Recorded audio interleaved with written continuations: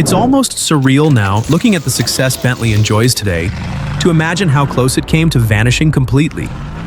But if you were standing in a showroom back in the early 80s, the reality was pretty stark. The name still carried weight, sure, heritage doesn't disappear overnight, but the numbers told a very different story.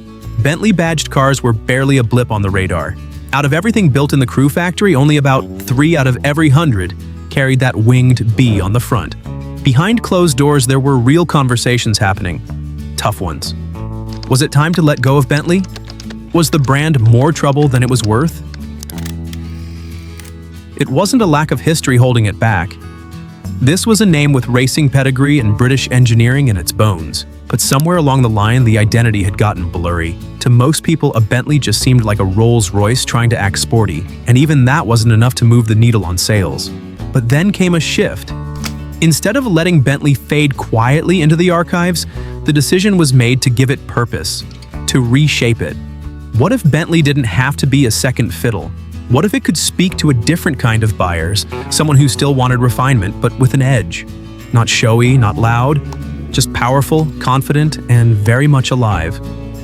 That thinking sparked a new direction, and it started to take shape in the form of a few key models.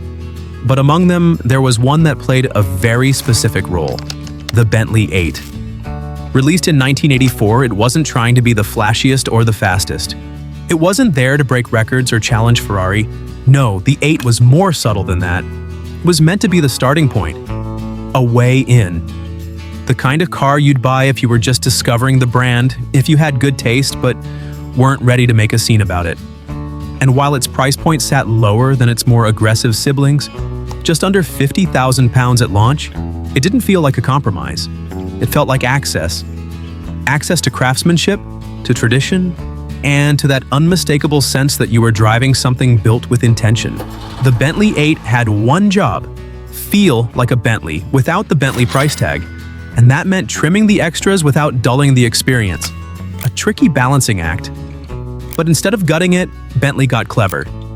They didn't rip out the luxury, they just gave it a haircut. Inside, some of the fancier digital features quietly exited stage left. The temperature readout, clock, both went analog. More old school, sure, Matt, but it gave the cabin this mechanical honesty that weirdly worked. Those lush leather map pockets in the back, swapped for mesh nets. Not quite as fancy, but they held your road atlas just fine. Remember those? Leather was still on the menu, but now it was an option. Part of the build-your-own Bentley vibe. And yeah, the famous lambswool floor rugs? Gone. The little mirror tucked into the rear pillar? Also gone. But even with those edits, it didn't feel stripped. It felt focused. Even the wood trim got a custom look, something to give the 8 its own interior signature. And outside, you got a mesh grille instead of the traditional finned one. A small touch, but enough to say this one's different. Then came 1989, and a visual upgrade that honestly made a big impact. The single headlights were swapped for twin round units, giving the front end a more aggressive stare. Now the one we're sitting in, this 1987 example, didn't come with those originally, but someone had the good sense to retrofit them. And it looks fantastic. Like, park it outside a steakhouse and pretend you're in a movie, fantastic. But here's the kicker. Despite all the changes, it still felt like a Bentley. The materials, the ride, the vibe, all still there. And because of those smart cuts, they could price it nearly £6,000 less than the Mulsanne. That wasn't just a discount, that was an open door to a new kind of buyer. This car wasn't built for backseat passengers sipping champagne. It was made for the kind of driver who wanted to feel the road. So Bentley stiffened up the front suspension, tightened the handling, and gave it a more eager response in the corners. Suddenly, this wasn't just a cruiser, it had an edge. Subtle, but there. And even though it was originally supposed to stay in the UK, word got out. Turns out, there were plenty of folks in Europe and eventually beyond who liked the idea of a Bentley that felt more personal, more connected. Not just something to be driven in, but something to be driven. When the Bentley 8 made its way across the Atlantic, it found an audience that knew exactly what to do with it. The reception in America? Let's just say the car didn't go unnoticed. Under the hood, it wasn't breaking new ground, and that was kind of the point.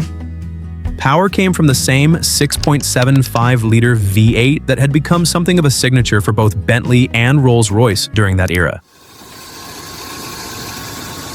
Paired with a 3-speed automatic, it offered a top speed somewhere in the ballpark of 120 miles per hour and a 0 to 60 time just over 10 seconds. Not fast by modern benchmarks, but that wasn't what this car was about. It wasn't made for drag strips or track days.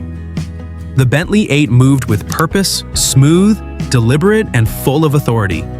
It was about making progress, not noise. Things got more refined as the years went on. In 1987, the car got its biggest update. Anti-lock brakes became standard. The interior got a refresh, new dashboard layout, improved trim, leather-wrapped steering wheel, in place of the more dated Bakelite style. The seats? Fully adjustable and wrapped in leather that felt more like a high-end lounge chair than anything you'd find in your typical driver's seat. 2 years later, the twin headlights we mentioned earlier became official, replacing the original single-lamp setup. Alongside that came smarter engine management and, for the first time, adaptive damping, giving the car better composure on the road without compromising comfort. It was evolution by subtle degrees, each one adding to the feeling that this car knew exactly what it was becoming. Production kept rolling until 1992.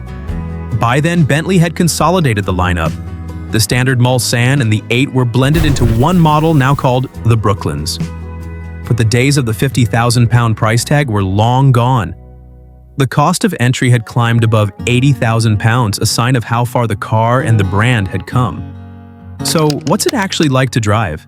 There's something a little surreal about it, honestly. And that's not just nostalgia talking. From the moment you settle into the driver's seat, you feel it. That commanding view over the long, sculpted hood, with the winged bee marking your path like a hood ornament from another time. You sit high like you're overseeing your own personal parade, and everything about the cabin feels purposeful. Nothing too flashy, just right. This particular car, kept in immaculate shape, is a perfect example. The simplicity of the dash, the way the controls fall to hand, the way it glides over the road with weight and grace, it all comes together to deliver something that's hard to describe. You don't drive a Bentley 8 to prove a point. You drive it because you get it. Even with a price tag sitting just under 50 grand, the Bentley 8 wasn't cheap. Not by a long shot. Compared to what you could get from Jaguar or Mercedes at the time, it was definitely a step up. But that's exactly what Bentley was aiming for. This wasn't supposed to compete with the pack. It was designed to sit just above it. And for buyers who wanted more than just badge prestige, who wanted craftsmanship and presence without diving into full-on flagship territory, this was their lane. It pulled in a new kind of customer. People who might have been looking at a top-end Mercedes but found themselves eyeing something with a little more soul. Something rarer. And that shift? It mattered. This wasn't just about selling another car, so it was about pulling Bentley back from the brink. Even now, that legacy holds weight.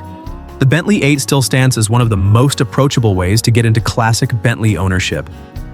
Most enthusiasts will rush straight toward the Turbo R and, hey, no blame there, it's a beast. By the way, if you're curious about the Turbo R, we've got a full video on that beast too. Check it out after this one. But if your budget doesn't quite stretch that far, this one right here might just be the smart pick.